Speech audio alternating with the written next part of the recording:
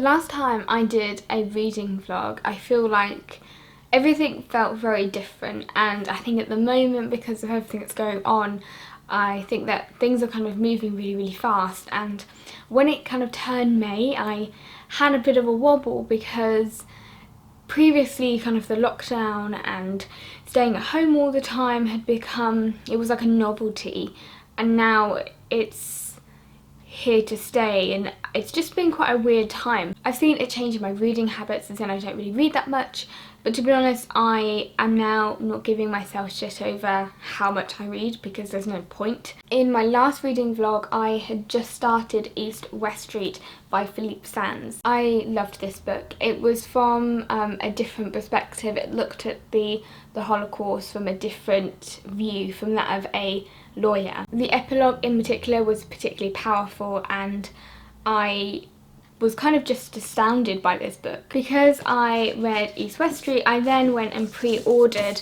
his newest book, which is The Rat Line, which is now out. You may have seen in my read with me that I literally picked up this book then, and I'm really enjoying it. I wish I'd give myself a bit of a gap though between East West Street and this book, because a lot of the history obviously kind of overlaps, and I think it maybe would have more impact if I'd given it a bit of a gap.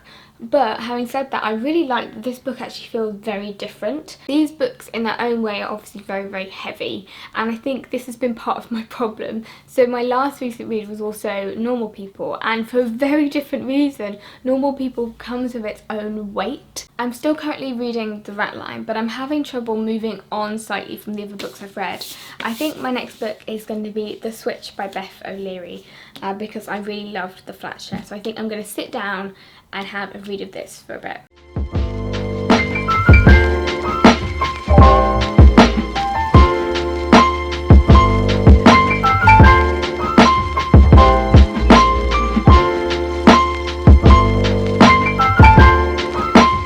As I said, I wanted to read this because I love The Flat Share, but I was sold on the book from the fact that the switch is London to Yorkshire. After having lived in Yorkshire and absolutely loving Yorkshire, and then moving to London, a place, you know, where I live and have made myself comfortable, but is a place I really associate with work and career, whereas I associate kind of Yorkshire with not just, I say my university life, but not really.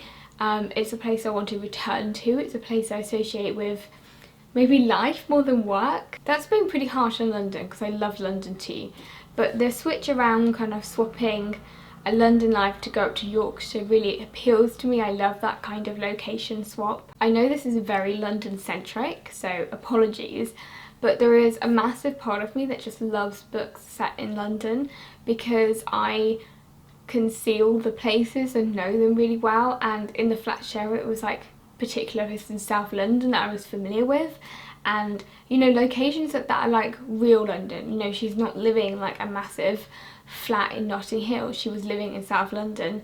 So I'm excited to see how Beth O'Leary kind of brings that kind of relatable London element to this novel too.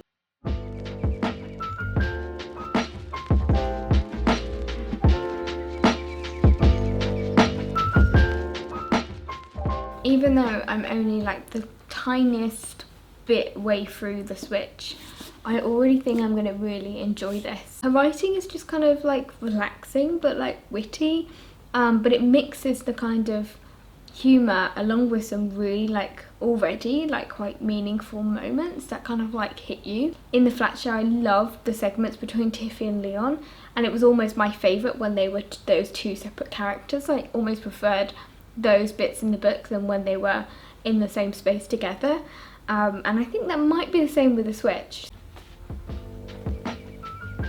It looks way more grey than it did yesterday.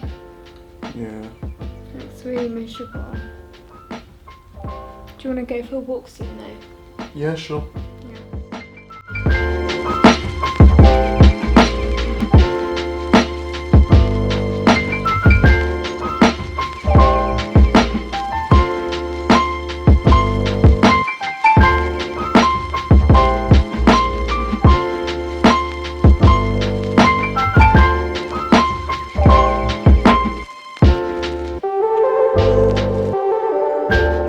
weather has been really grey today, and I think that has definitely impacted on my mood.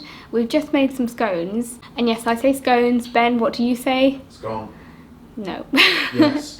I don't have high hopes, but it doesn't matter because I find baking quite relaxing, and me and Ben tend to do it together, so it's just a nice activity to do. And to be honest, lockdown I think has made us do things like that. Obviously we're a couple who spends a lot of time together anyway, and we like just being alone together and doing our separate things together, but I think baking, especially like making pizzas together and kind of, you know, making dough, has been something really nice that has come out of this kind of lockdown situation of being at home with each other. I've definitely found my reading habits change, as I said, and even though I have got 2 books on the go, so it's quite healthy for me, and I've started, you know, a new book straight after finishing the last one I finished. I've definitely been feeling like I haven't quite found the book for me, so I've been buying books and also just looking at my bookshelves of books that I really want to read. When I pre-ordered The Switch in the Backline, I also pre-ordered Hamlet by Maggie O'Farrell. I've heard nothing but good things about this book, and I know because it's a historical novel that deals with family and loss and grief and you know, Shakespeare.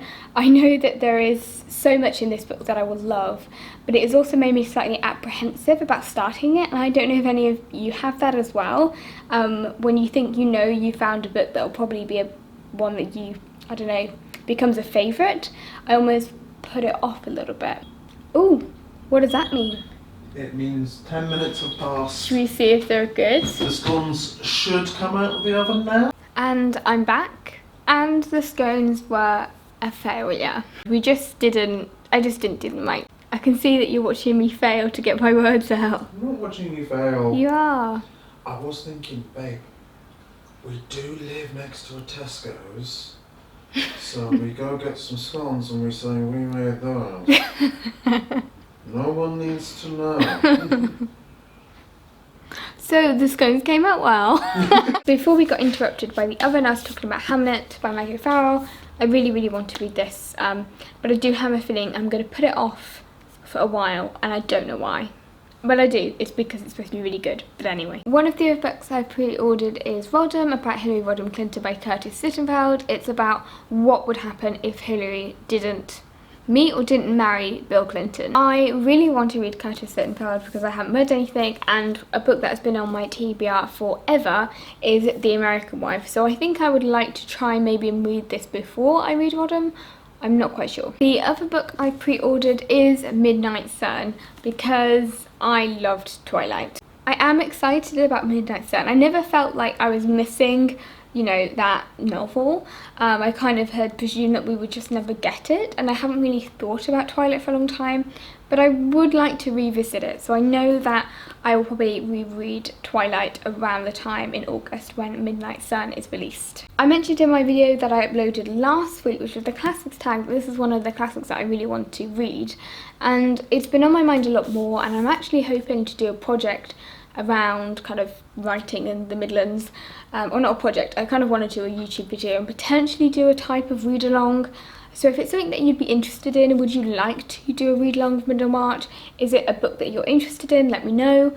I just really want to read this at the moment. It's just a classic that is speaking to me most. I think because my brain feels a little bit all over the place, I am actually going back to books that I've been wanting to read for a long time, and I can't really stop thinking about them, and that's the same for American Wife and Middlemarch, and to be honest, Twilight, because I feel like I've been owing Twilight a reread for ages. So those are the books that are on my radar at the moment. There are books coming out later in the year that I'm super excited for, including the new novel by Susanna Clarke. Obviously, Jonathan Stranger's novel is one of my all-time favourite novels. But these are the books that I think I'm going to get to first. I am a mood reader, so that could completely change in the next time I do a video. In general today, my mood has been a little bit low. I think it's because it's so grey and I feel super tired. Work has been really busy, especially in April, and it's been amazing because we've had like 4 or 5 books in like the top 100 charts, so that like never happens, and that's been really exciting. But I definitely feel like it's taken, like just stuff has taken a toll a bit more.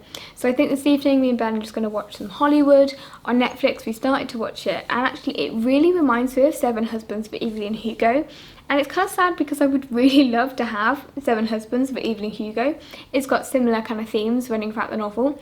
and I really love that novel, so I'm enjoying it for that. But Ben is also really enjoying it, so I think we might just curl up and watch that and just like have jacket potato and cheese for dinner. It's one of those days I really can't be bothered. So I think I'm going to leave the chatty bits of this video here for now, and I think I'm just going to curl up on the sofa, eat like a shit ton of cheese, and then just play some Animal Crossing, which is a lovely way to end a Sunday.